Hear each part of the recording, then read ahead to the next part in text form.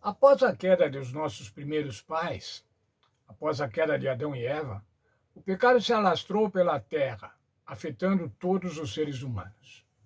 Desde então, a humanidade vive imersa num mundo de males e práticas contrárias à vontade divina. Nesse contexto, também os crentes são influenciados em nossa mente, em nossos pensamentos, sentimentos e ações. Somos facilmente impactados pelo mal que nos rodeia. Desde o início, a Igreja Cristã tem enfrentado esses desafios. Não deixar-se influenciar pela cultura ao redor, não temente a Deus. É a luta da Igreja, não se deixar influenciar, não tomar o formato das coisas do mundo, mas manter-se sagrada, manter-se separada do mundo. Vemos esse princípio desenrolar-se em Corinto. Depois do apelo contra o partidarismo, Paulo trata de temas como imoralidade sexual, ações judiciais entre irmãos, prostituição, casamento e vida de solteiro. Os padrões do mundo afetaram os cristãos coríntios profundamente. As divisões descritas em 1 Coríntios, dos capítulos 1 a 4, abriram a porta para as condutas reprováveis denunciadas nos capítulos seguintes. Como Paulo tratou esse pecado na igreja? Quais lições podemos extrair do que ele escreveu? Semelhantemente à igreja do século I, também a igreja do século XXI encontra-se sujeita às influências e pecados da sociedade atual, não obediente aos mandamentos do Senhor. Uma sociedade orgulhosa, injusta, cruel e especialmente descrente do Senhor Jesus. Nosso verso para memorizar desta semana apresenta uma das advertências do apóstolo Paulo aos irmãos de Corinto e que certamente serve também para nós, os cristãos da atualidade. 1 Coríntios 6, versos 19 e 20. Será que vocês não sabem que o corpo de vocês é santuário do Espírito Santo, que está em vocês e que vocês receberam de Deus, e que vocês não pertencem a vocês mesmos? Porque vocês foram comprados por preço. Agora, pois, glorifiquem a Deus no corpo de vocês. Glorificar a Deus no corpo. Isso quer dizer glorificar a Deus com as nossas atitudes, glorificar a Deus com o nosso comportamento.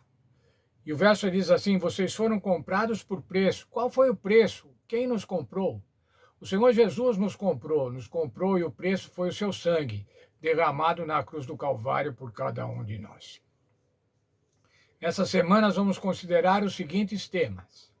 Primeiro, os perigos de racionalizar o pecado. Muitas vezes desconectamos questões éticas e morais da nossa prática e das escolhas que fazemos, seja ignorando o óbvio, seja abafando nossas convicções para racionalizar o nosso comportamento. Encontrar desculpas para o nosso comportamento em desacordo com a vontade de Deus. A mensagem de Paulo aos Coríntios oferece um bom exemplo desse tipo de conduta e contém uma indicação clara de como resolver esta situação. O segundo tema são os fundamentos bíblicos do casamento. O conceito bíblico do casamento está baseado na criação, na teologia da criação, e deve servir de alicerce para a nossa reflexão sobre o tema. A prática incestuosa, mencionada em 1 Coríntios 5, 1, e a ausência de reflexão crítica sobre essa questão por parte da comunidade da igreja em Corinto, nos lembra da realidade da lacuna entre saber e fazer dentro da igreja. Nós sabemos o que devemos fazer, só que muitas vezes não fazemos. A igreja sabe o que deve fazer, mas muitas vezes não faz. Essa é a lacuna entre o saber e fazer. Mas ainda o terceiro tema que vamos estudar é sobre a resolução de conflitos. A resolução de conflitos entre membros da igreja deve acontecer dentro da própria igreja e não por meio dos tribunais seculares. Resolver conflitos no âmbito da igreja oferece a oportunidade de praticar uma justiça salvífica e ressalta a convicção de que a igreja, o corpo de Cristo, é capaz de lidar até mesmo com questões desafiadoras. Os membros da igreja, irmãos, não devem procurar os tribunais por pequenas coisas. Os membros da igreja que tiverem desavenças ou desacordos entre eles devem procurar resolvê-los dentro da igreja, porque a igreja tem uma preocupação de salvar todas as partes, a parte que se sente agredida e a parte que foi agressora, eventualmente.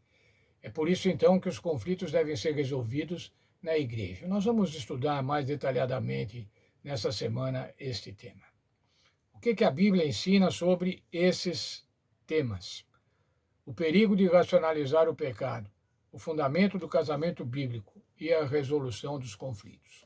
Esse será o nosso estudo dessa semana na primeira carta de Coríntios, a partir do capítulo 4. Deus nos abençoe. Vamos então nos preparar para esse estudo. Vamos orar. Obrigado, Senhor, pela vida, pela saúde, por tudo que nos tem dado. Obrigado porque mais uma vez vamos ter a oportunidade de abrir a Tua palavra e aprender um pouco mais para a nossa vida, aprender um pouco mais para as nossas atitudes, aprender um pouco mais sobre o amor fraternal que deve existir na igreja.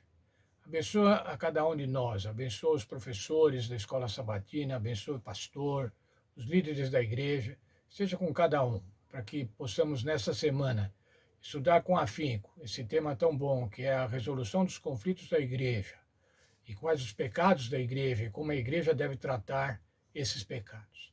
Nos abençoa, então é o que eu te peço, com o perdão dos nossos pecados, em nome do Senhor Jesus. Amém. Novo tema, irmãos, novo tema para estudarmos nessa semana. Conselhos do apóstolo Paulo para a igreja do primeiro século e que o Espírito Santo preservou até hoje, no século 21, para nós, para cada um de nós. Vamos agradecer a Deus por esses ensinamentos, por essas advertências e vamos nos aplicar no estudo da palavra de Deus em mais uma semana. Deus abençoe a todos.